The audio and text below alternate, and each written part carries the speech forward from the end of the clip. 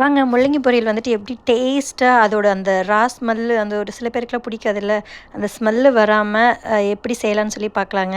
இது வந்து ரசம் கூட சூப்பராக இருக்கும், சாம்பார் கூடயும் சூப்பராக இருக்கும்.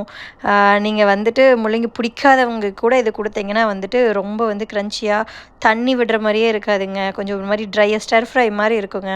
வாங்க பார்க்கலாம். வணக்கங்க. இன்றைக்கி வந்துட்டு நம்ம முள்ளங்கி பொரியல் பார்க்கலாம். அதுக்கு வந்துட்டு ஒரு முள்ளங்கி நான் எடுத்திருக்கேன். நல்ல பெரிய முள்ளங்கி குட்டி குட்டியாக வெட்டி வச்சுருக்கேன்.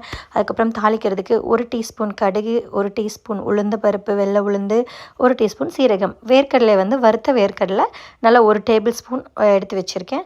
அதுக்கப்புறம் வெங்காயம் பொடி பொடியாக வெட்டினது ஒரு பெரிய வெங்காயம், 3 பச்சை மிளகாய், இஞ்சி மட்டுங்க, பூண்டு கிடையாது. அதுக்கப்புறம் தக்காளி பொடியாக வெட்டினது. ஆயில் நம்ம எப்பயும் போல் தாளிக்கிறதுக்கு நம்ம யூஸ் பண்ண மாதிரி 1 டேபிள் ஸ்பூன் அளவுக்கு யூஸ் பண்ணால் கொஞ்சம் நல்லாயிருக்கும். பொடி 2 டேபிள் ஸ்பூன் வந்துட்டு மல்லித்தூள், மஞ்சத்தூள் மட்டும் இதில் காட்டியிருக்கேன். கரம் மசாலா ஆப்ஷனல். அதுக்கப்புறம் டெசிகேட்டட் கோகனட், ஃப்ரெஷ் தேங்காய் இருந்துச்சுன்னா தேங்காய் பூ இருந்தால் போட்டால் சூப்பராக இருக்கும்.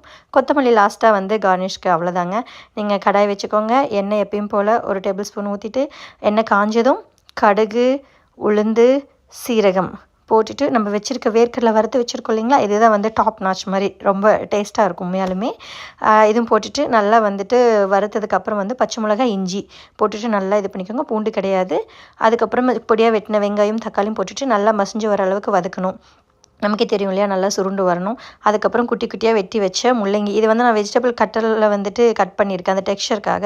இது உண்மையாலுமே ரொம்ப க்ரன்ச்சி ஒரு மாதிரி நல்லாயிருக்கும் அந்த டெக்ஸ்சர் இதில். அதுக்கப்புறம் நம்ம பொடியை போட்டுக்கலாம். இல்லைனா வந்து வதக்கும் போது போட்டு சில டைம் வந்து கரிஞ்சிரும், அந்த டேஸ்ட்டே கசக்கும். அதனால் நான் வந்துட்டு வெஜிடபிள் கூட தான் இதுக்கு போடுவேன், இந்த பொரியலுக்கு. இது உண்மையாலுமே அந்த ஸ்மெல்லே வராதுங்க. முள்ளங்கியோட அந்த ஒரு மாதிரி ஸ்மெல்லு வரும். சில பேருக்குலாம் பிடிக்காதுல்ல, அந்த ஸ்மெல்லே இதில் நீங்கள் பார்க்கவே முடியாது.